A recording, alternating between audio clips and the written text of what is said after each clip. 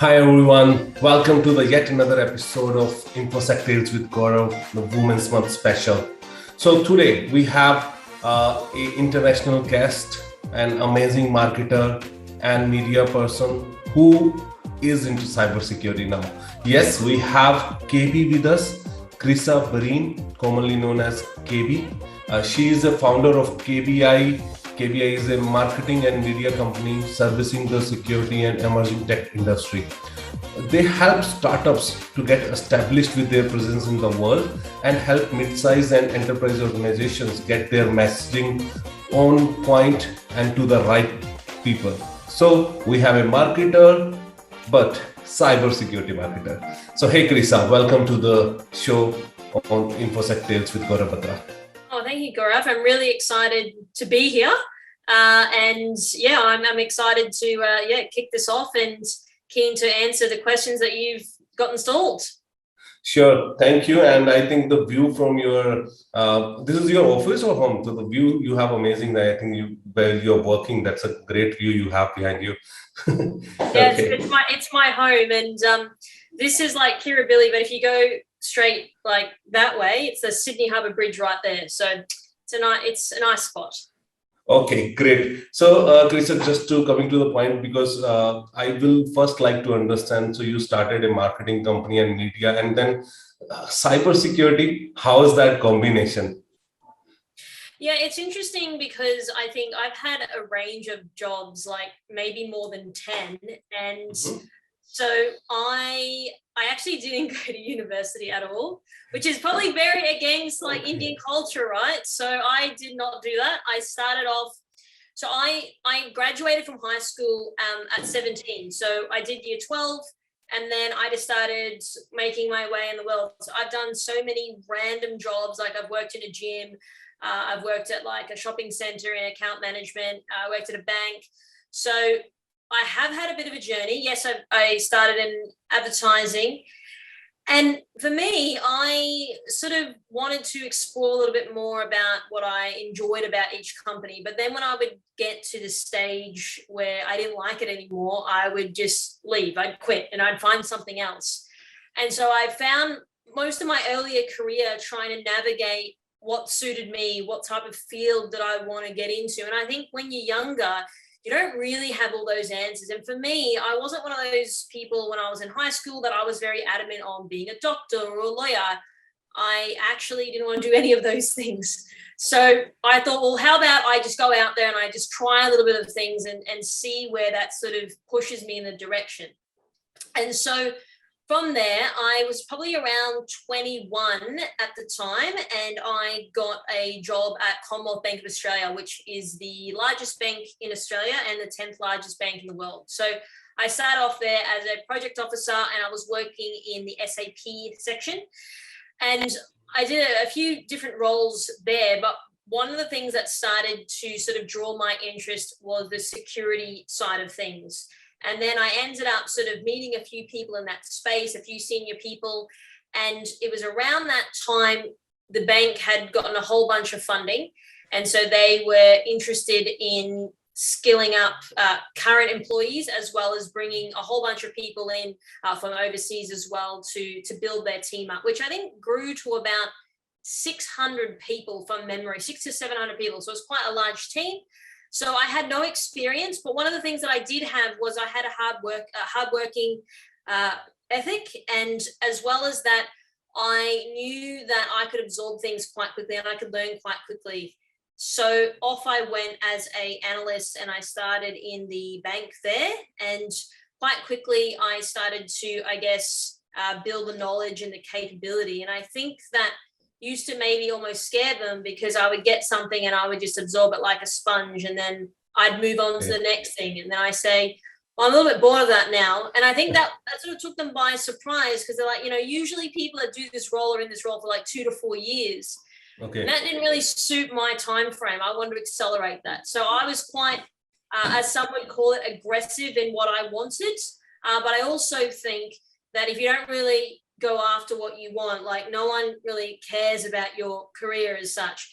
And so I found my way working through multiple roles throughout the bank. I worked as an engagement lead in the pen testing area. So I've had a range of different random jobs, but I started to find where my strength was, which is doing the communications between the technical, the security business, as well as to the internal business. And so I always felt that I fell into these roles where I had to be the person to take charge or to say, hey, you owe us $300,000 for your pen testing internally into your business. So I was always in these difficult roles that you had to have that emotional intelligence, those people and communication skills. And so after that, I did a few other roles, I did consulting for a bit in a boutique cybersecurity firm. But fast forward a few years, I quit randomly one day. I think that I wanted to sort of take the bull by its horns, and I wanted to explore potentially doing something for myself. So I've been doing what I've been doing now at KBI for almost 5 years. So as you alluded to, Gaurav, it's MarComms agency as well as a media capability that we're building. So I think I wanted to bring my knowledge and my pedigree of being in the space historically into the work that I do now, because it is a complex area. It's complicated, and it's not the easiest area to sort of digest, especially as an external person looking at this industry.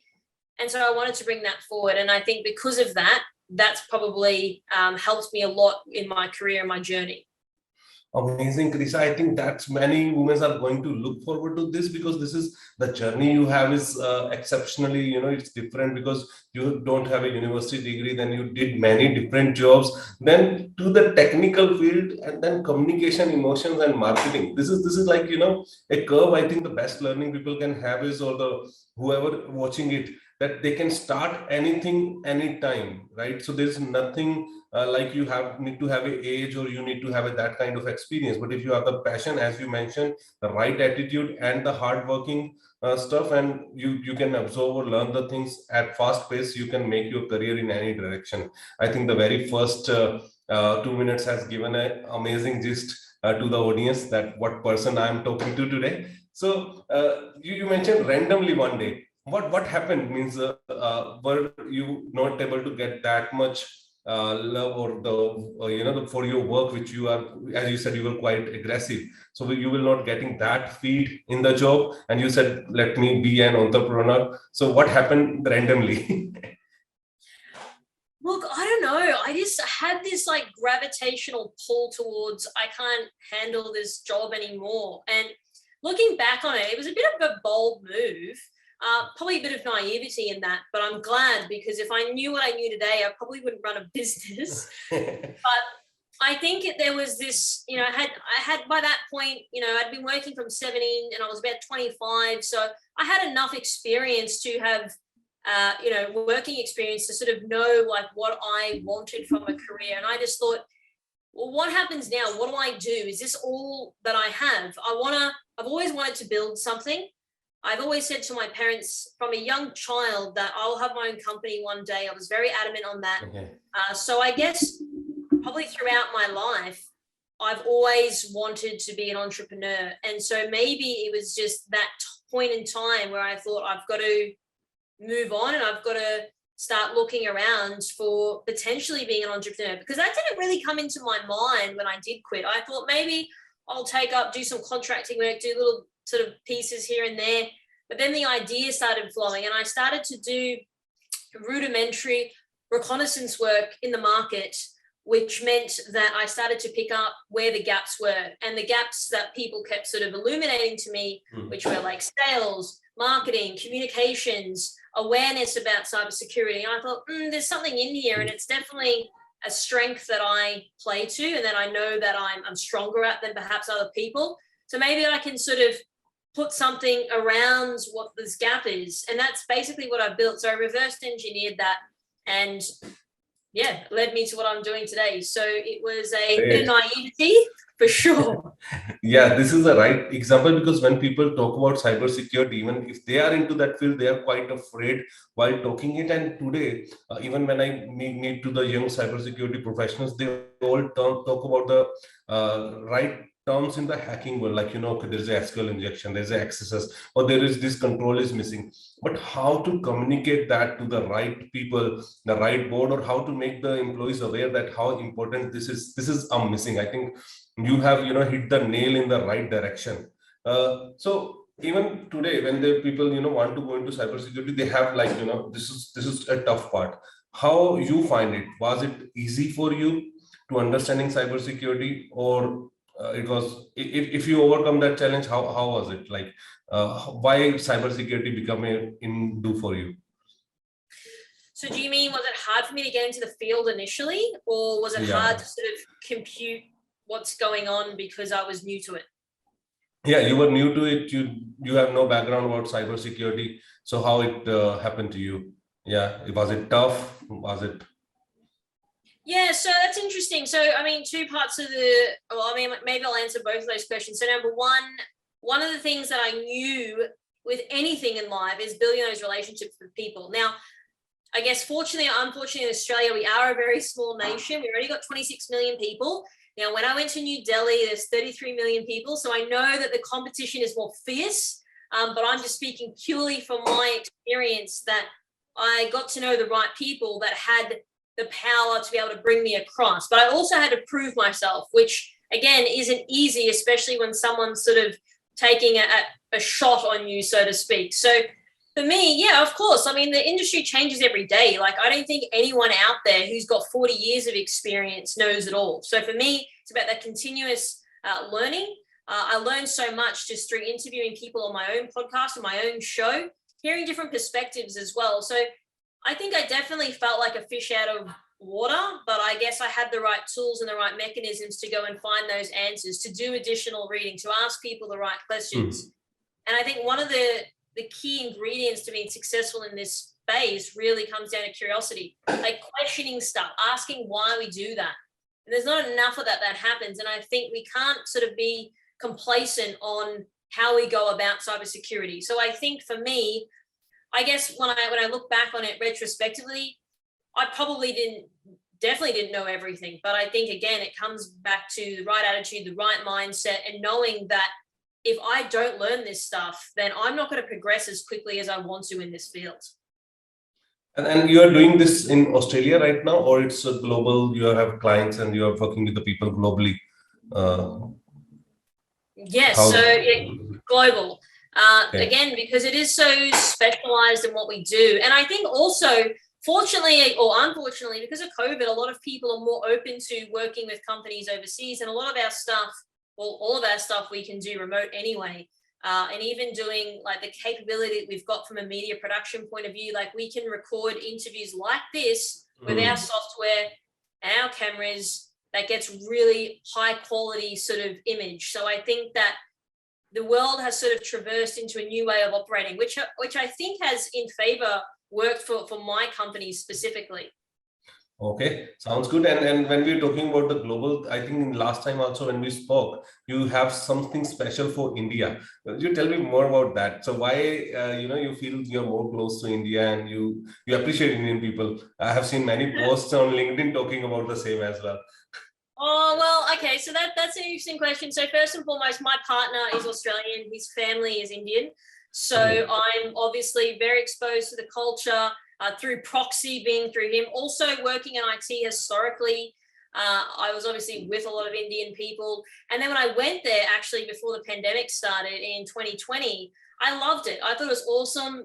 There's so many people there that I've never seen anything like that in my experience of just a lot of people at the one time.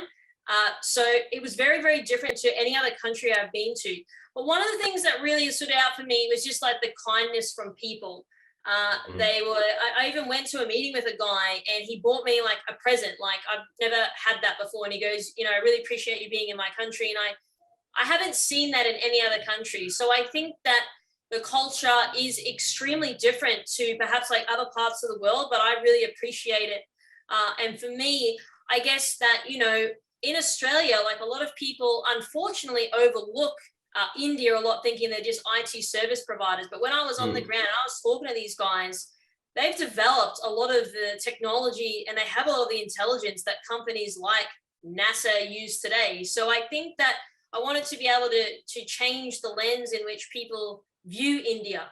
Like, I believe that you guys have got a lot of horsepower there because you've got like 1 billion plus people. So for me, I'm thinking this is the future of the IT and the cybersecurity hub, because like I think I read a study, like you guys deploy more software engineers than we have like doctors in like 40 years. So that is credible. Credible, yes, great. And where you have been in India? You mentioned you were here in 2020, right?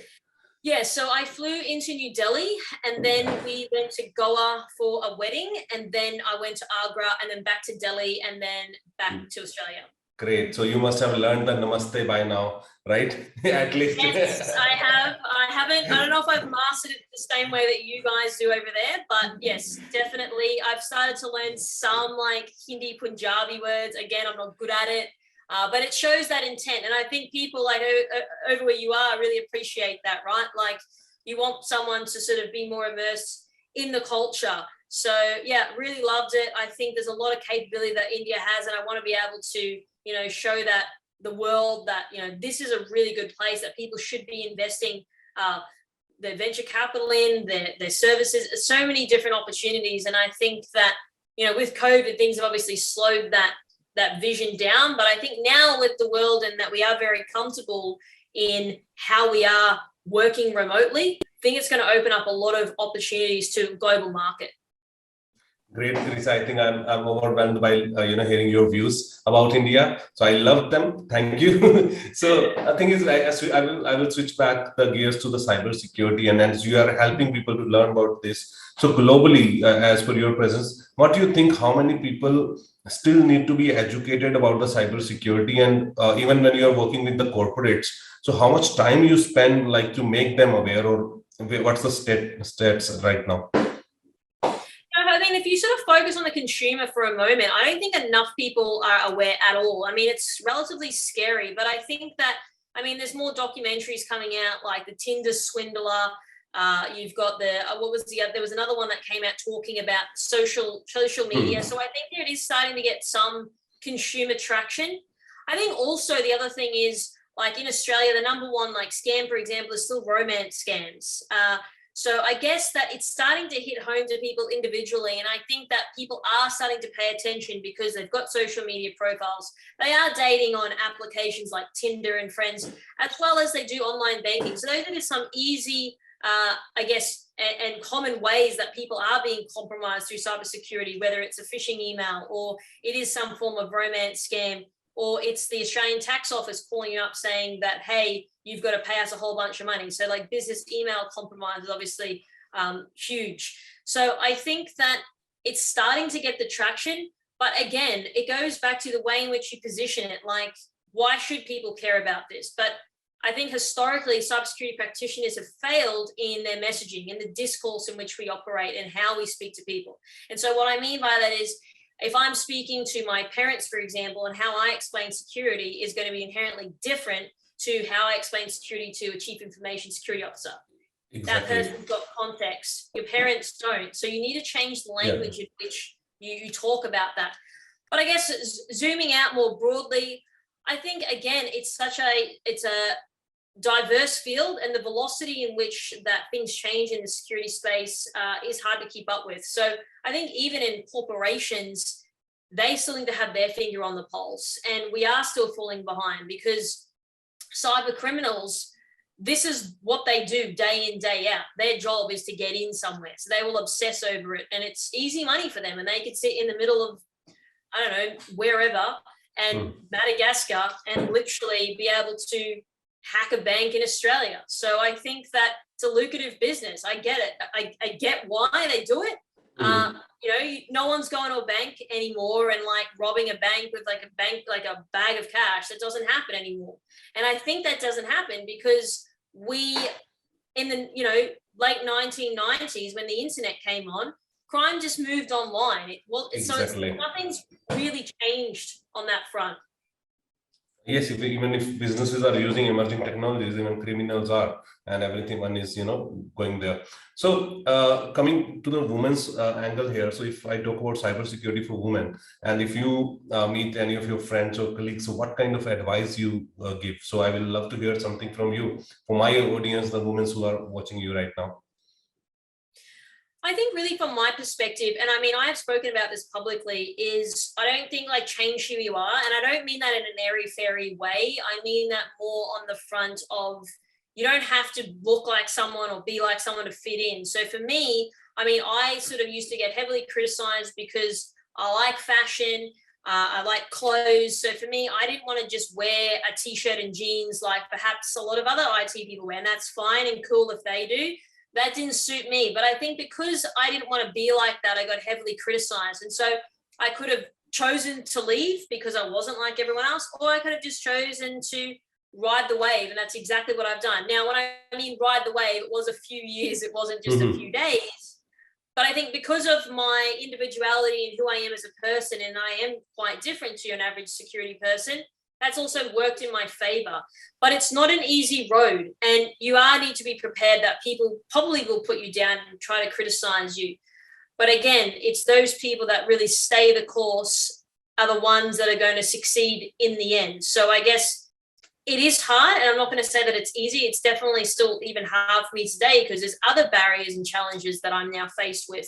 But I think for me, I just knew that I'm going to be who I am as a person, and I can never get caught out by doing that. Okay. And what was easy, job or entrepreneurship?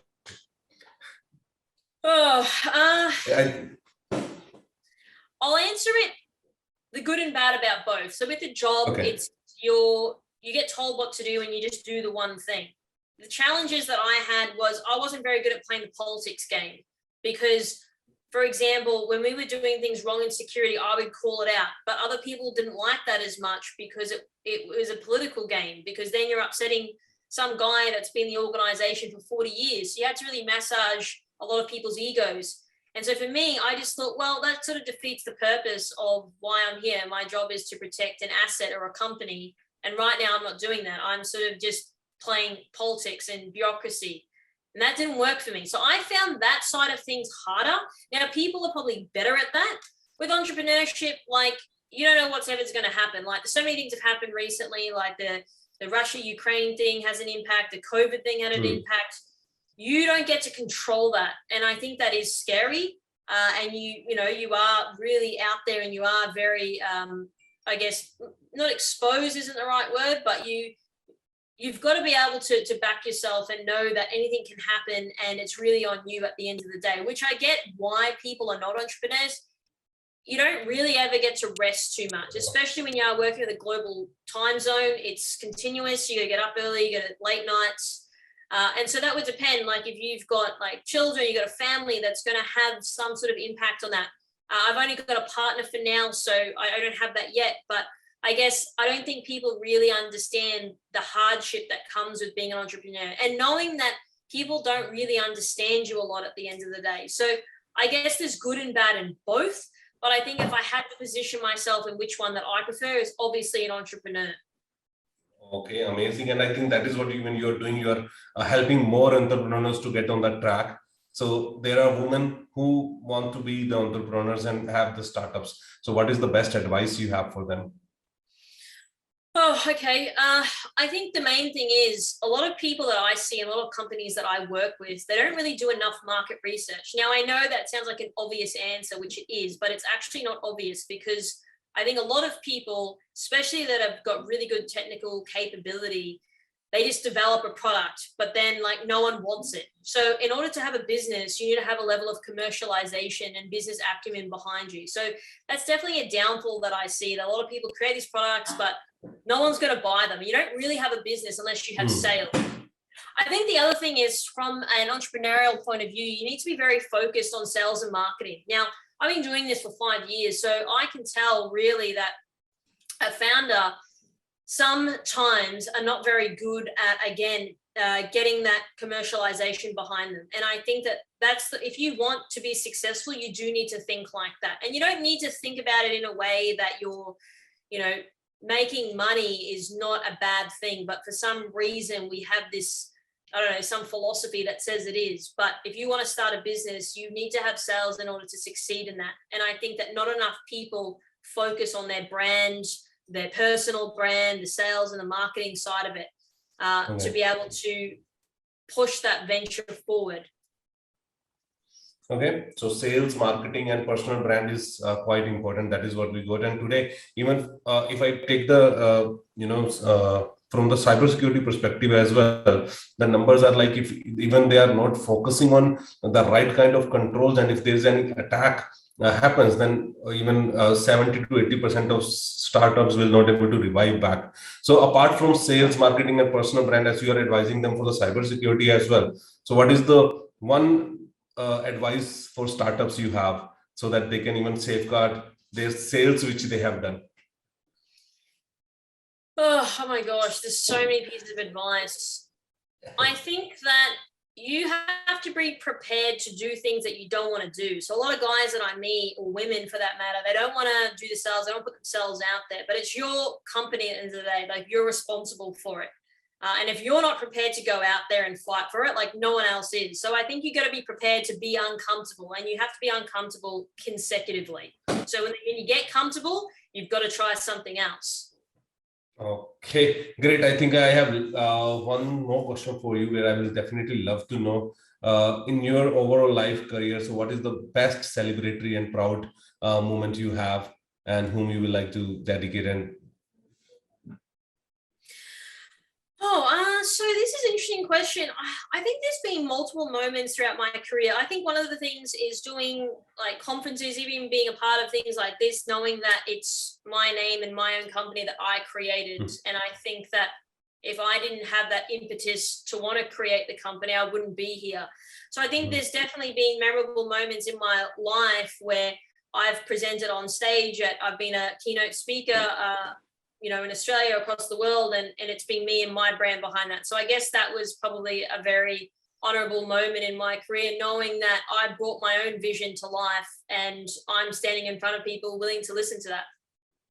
okay, great. I think, Karissa, it was amazing knowing your journey, and I will like to know when you are coming to India and when we can meet. And if I need to be there, what is the best you have in your hometown, which I should visit? Anything about that you would like to tell? Yeah, actually, a lot of people do ask me and say, when are you coming in next? I actually don't know. It's definitely on my roadmap. Again, I want to do a lot of things with a lot of these Indian companies and bring them to Australia and all these types of things. So I don't know that, but I would love to go back. I actually haven't been sort of Mumbai or like South India. I'd love to go there. And I heard Chennai is a really cool place as well. So I'd love to go all over, as well as Rajasthan, because there's elephants there and I love elephants. So a lot of places, so I'm probably going to need a long time to go there. In terms of coming to Sydney, now, thankfully today, hasn't rained, but the last couple of weeks, I don't know if you've noticed in the mainstream media, it's flooding and crazy weather here. But I mean, Sydney's an amazing place. A lot of people love it here. If you like beaches, these beaches are one of the best beaches in the world that I've ever come across. So I guess that people are very multicultural here. So you're not just going to find all Australians, you find all sorts of people here, which what I've heard today, actually interviewing someone on my podcast, they said it was really awesome to be part of Australia because people are very welcoming of other cultures. So I guess it's interesting because when you go over to other countries, you don't see that as much, but I guess that's an awesome thing for Australia. And we have, every sort of food cuisine that you can think of, because we've got the people from those countries living here that are in these restaurants. So I think that it's a good all-rounded place, multicultural. So okay, awesome. Great, awesome. I think we will definitely catch up, either you're coming to India or whenever I be there. Definitely let's catch up, and we will have another round of interview face to face. Okay, I think Karissa, it was nice talking to you, and thanks for being on Infosec Tales with Gaurav, Batra. I think the women who are watching here will love and may get inspired from you, that anytime, anywhere they can start their career and can do wonders if they choose to do. Right? Thank you. Thank you very much for having me. Really appreciate the opportunity. Yeah.